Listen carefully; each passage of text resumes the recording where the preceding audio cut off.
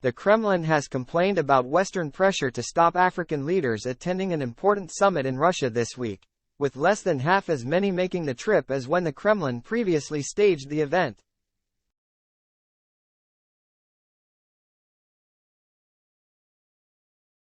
Yuri Ushakov, Russian President Vladimir Putin's top foreign policy advisor, said on Wednesday that 21 heads of state and government would attend the summit in St. Petersburg, a drop from 43 at the first Russia-Africa summit in 2019.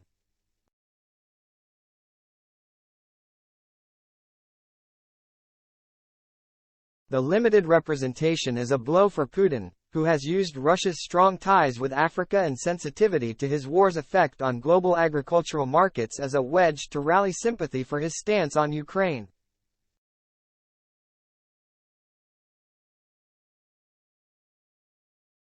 The list of notable absentees includes the leaders of several big African countries, including Nigeria's Bola Tinubu and Kenya's William Ruto, as well as Felix Tshisekedi of the Democratic Republic of Congo, according to senior officials from those countries.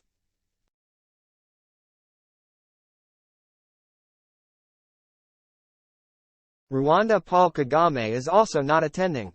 Some of Africa's largest economies are sending their heads of state, including Egypt's Abdel Fattah al-Sisi and Senegal's Macky Sall.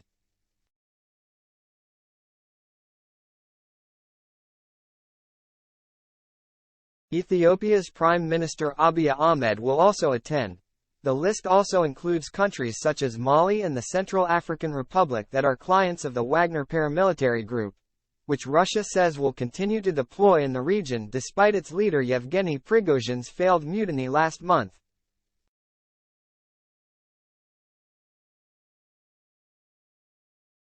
But although South Africa's Cyril Ramaphosa will lead an African initiative aiming to broker an end to Russia's full-scale invasion of Ukraine, one of the members of the delegation who met Putin last month, Zambia's President Hakainde Hichilema, is also skipping the summit, while 5 countries will not be represented at all.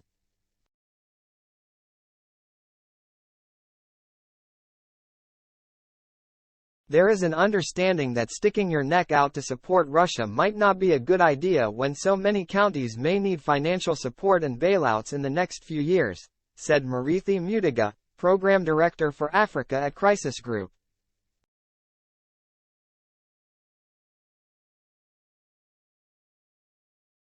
Many countries remained instinctively non-aligned, he said. There was a perception that this was tacit support for Russia, but I think this was not correct. It was more to avoid being drawn in, he said, adding that support for Russia had faded further with its flagging war effort.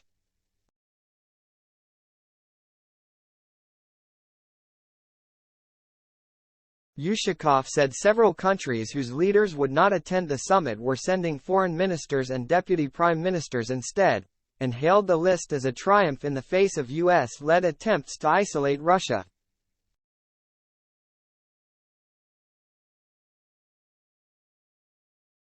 Despite the backlash from Western countries and the pressure they imposed, which was at times very fierce, we are still holding the second Russia-Africa summit in this situation, Ushakov said, according to Interfax.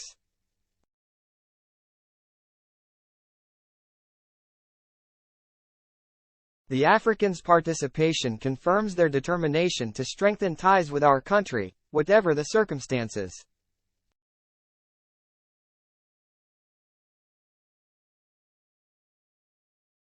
Russia's invasion of Ukraine and recent decision to pull out of a deal allowing Kyiv to export its grain via its Black Sea ports has divided opinion in Africa, where many countries have long-standing ties with Moscow dating back to the Soviet era.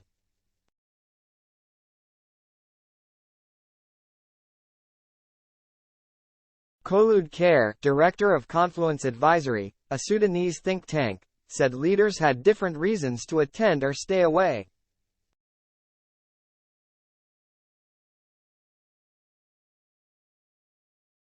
Although many had concluded that Wagner was a pernicious force on the continent, they were conscious of Russia's prowess as a wheat exporter.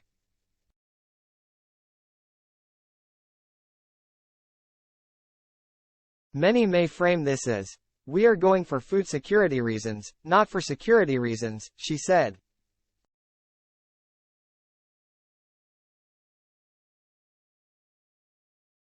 Kerr added that some leaders, even from Western-leaning nations, would attend as a way of hedging their bets.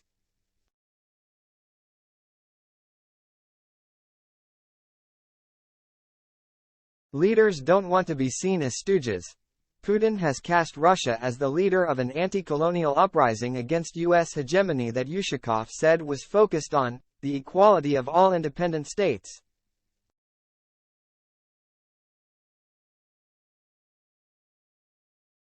Many African countries share Putin's disdain for U.S. economic sanctions and have called on the West to roll back restrictions that are hampering Russia's own agricultural exports.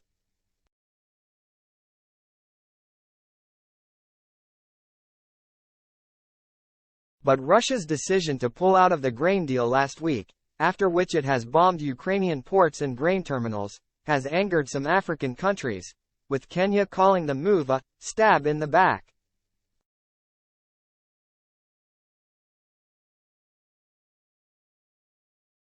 Russia's pledge in 2019 to double trade with African nations to $40 billion has fallen flat, with trade dropping to $14 billion.